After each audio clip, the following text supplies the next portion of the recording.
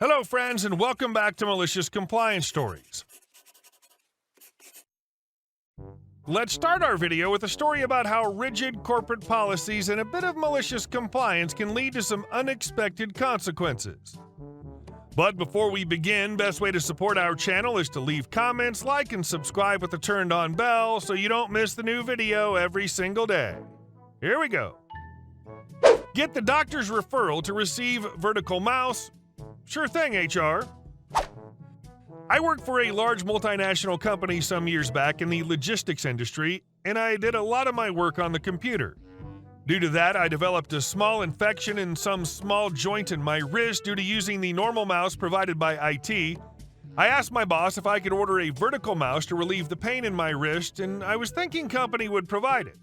My boss referred me to our local HR from hell. Manager of the HR was called, behind her back, Grim Reaper, and she surely lived up to the nickname.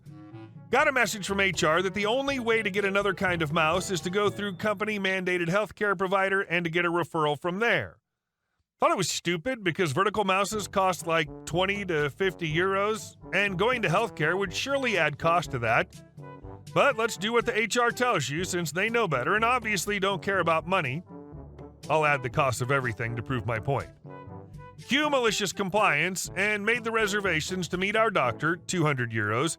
She ordered some x-rays, 300 euros, and sent me to get instructions and training exercises from company's dedicated physiotherapist, 3 times 100 euros.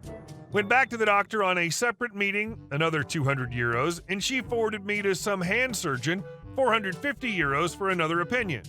Hand surgeon was kind enough to inject some cortisone, 100 euros, to my aching wrist, and gave me 1 day sick leave, 300 euros, to recuperate from the injection.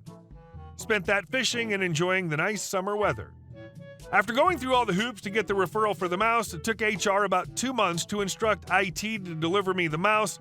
The cortisone actually helped, and I didn't have any use for the vertical mouse, otherwise I would have ordered it myself. I just used the 2 months to remind my boss about the mouse on a regular basis and asked him to contact HR about it. It took close to 2,000 euros to go through HR-mandated route to get the relatively cheap mouse. But hey, everything has to be done by the book, right? Here's the kicker. Immediately after I received the mouse, I gave my 2 weeks' notice. My resignation and the mouse were totally unrelated, but I made sure HR and my boss to think that it was all about the mouse. I was one of the most valued employees in our company, so me leaving sure did sting them a bit. It never fails to amaze me how stupid big corporations are when it comes to providing employees with necessary tools to ease their job.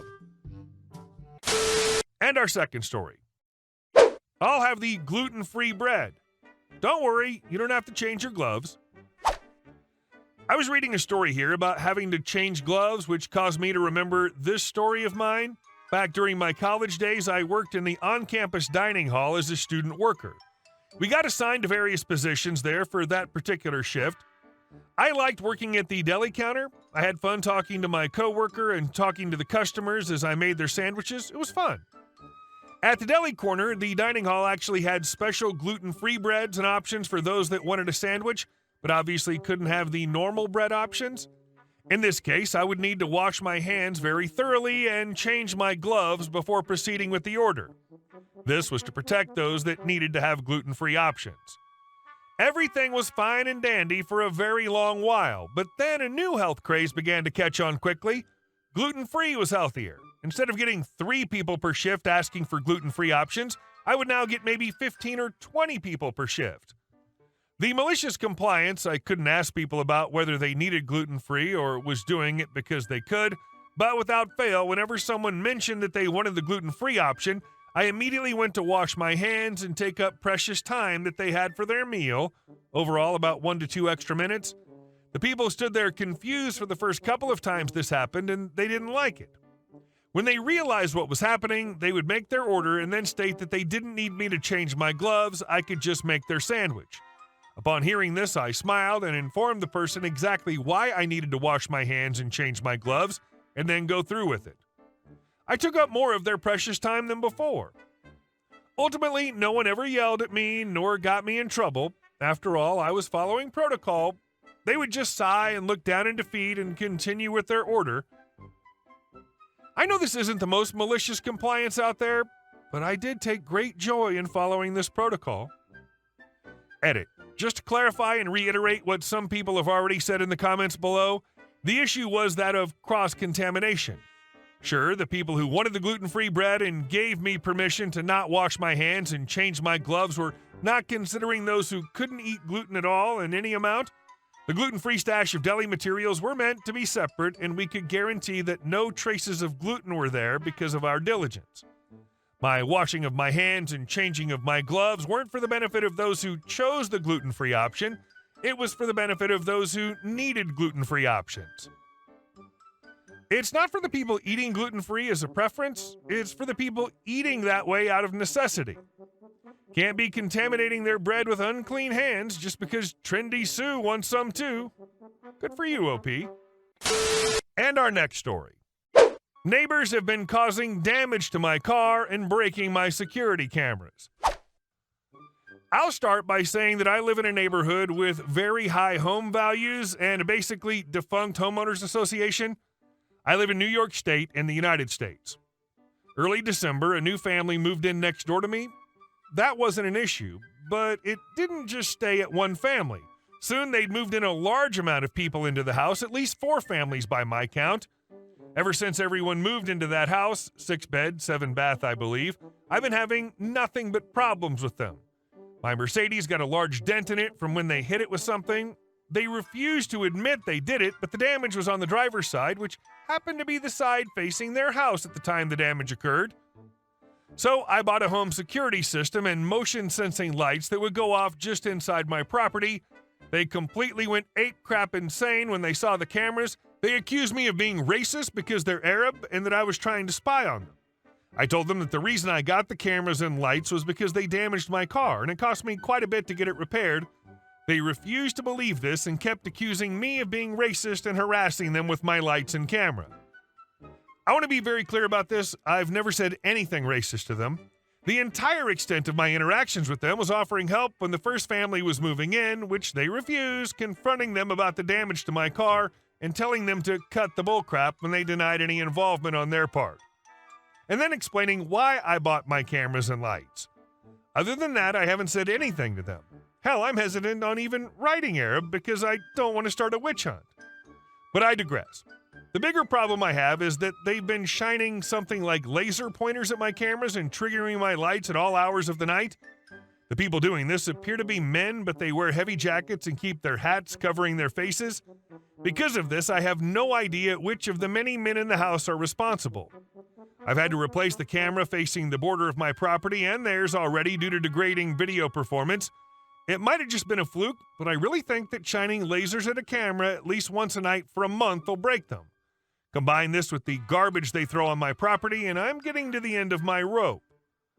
On January 24th, sometime during the night, one of the young men at that house kicked my driver's side mirror nearly off. I have no video evidence of this because there were at least 1 laser disabling camera facing my car. There's video showing 4 figures walking on my property, at least 2 shining lasers at the camera, and then nothing but red light. I can see them walking from the direction of their house, but not who they are. I've tried to talk to them. It hasn't worked. They either don't answer the door or just tell me that they have no idea what I'm talking about. The community isn't gated, but we live on a clear cul-de-sac that doesn't get traffic, so I know it's only them. The HOA is presided over by a member of the same ethnic group, and I hate to have to bring that up, but it is relevant, who just tells me that I need to respect different cultures. When I point out that kicking mirrors off cars is pretty objectively wrong, he just told me to deal with it. We don't have HOA meeting anymore because it had been so long since an issue came up that we all sort of decided that there was no point. I did ask people to have a meeting so I can discuss this, but it's a long process to notify everyone. In the meantime, the police don't do anything but tell me that it's either a civil matter or that without video evidence they can't arrest anyone. This makes sense, but it still frustrates me that they won't do anything like a drive-by to help. There's one important thing I need to tell you as to why I might be facing so many problems. I have a very Jewish last name. I'm not a practicing Jew and don't even really regard myself as Jewish, but I do think that the main issue they have with me is because they think I'm a Jew. I hate bringing up race and religion because of people who blindly hate based on that. I don't want to spend more money on this without having a good basis to start with, and I'm hoping that the lawyers here can help give me a solid place to start from. Please don't judge me harshly because of what I just told you. I'm not trying to be cheap because of the Jewish stereotype. It's just after the door repair, security system, and lights, and now the driver's mirror, I've spent thousands already, and I don't want to go to a lawyer blind. Every time I've tried to involve authorities, the behavior from my neighbors gets more aggressive. If the police show up, I get trash on the lawn. If I show the police pictures, they say there's no way to prove it was the neighbors and not a raccoon or dog. Again, this makes sense, but it still frustrates me. Monday, I'm going to City Hall and try and find out who I need to talk to about the number of people allowed in one residence. But considering my previous experiences, I don't have a lot of faith based on my previous experiences. I thought this would count as harassment, but the police seem to disagree with me on that. Please don't take what I've said here to justify hating anyone. While these people may be bad, you can't judge everyone from these sort of experiences. No one writes here to talk about the good things that happen. Don't cause more problems for people. And our last story. Karen calls police. So about 3 or 4 years ago, I started a business, and we're still expanding. We have a pretty jolly good amount of people working for us. Our office is right next to the front desk, and our open hours are 8 a.m. to 9 p.m. This will be important later. So one day about a year ago, I was working late on my computer, and the doors were left unlocked because I was just finishing up some tasks and had to head to my mom's house immediately after that. Guess who comes waltzing in? Yep, that's correct. The Karen. Now, since it's past closing time, almost 9:45, the front desk is not there. Karen immediately starts yelling drastically for the front desk, "Front desk, I need a pass!" I get up to go and confront her. Hey ma'am, we're closed," and, "No, you're not! Do you even work here?" "Yes, ma'am, I'm actually the owner." "You're lying! If you were the owner, you would know what the hours of this store were." Karen then pulls a face like she just saw a ghost. Did you break in here? I'm calling the police." Karen takes out her phone and starts jamming 911 into the keypad. Halfway through, she stops, anticipating an "I give up" response from me. I tell her, "No, I'm the actual owner. You see, No, you're lying, because I'm the sister of the owner of this place. I can easily call her." I shrug and give her a business card, and she furiously dials in the number. I'll never know if she actually called the police. They never came, so I'm assuming she didn't. When she dialed the number on the business card, the phone rings, and Karen just gives me this smug look like, "Ha, now they're gonna back me up." Instead, I gleefully watch her face turn white as my phone rings. I pick it up and say, "Hello, how can I help you on this fine day?" Karen doesn't do anything for 1 second, completely paralyzed. Then she hangs up and does this fast-walking shuffle thing out the door. Never saw her again, poor lady. What the hell? Hey guys, thank you all for watching the video. I'll see you in the next one.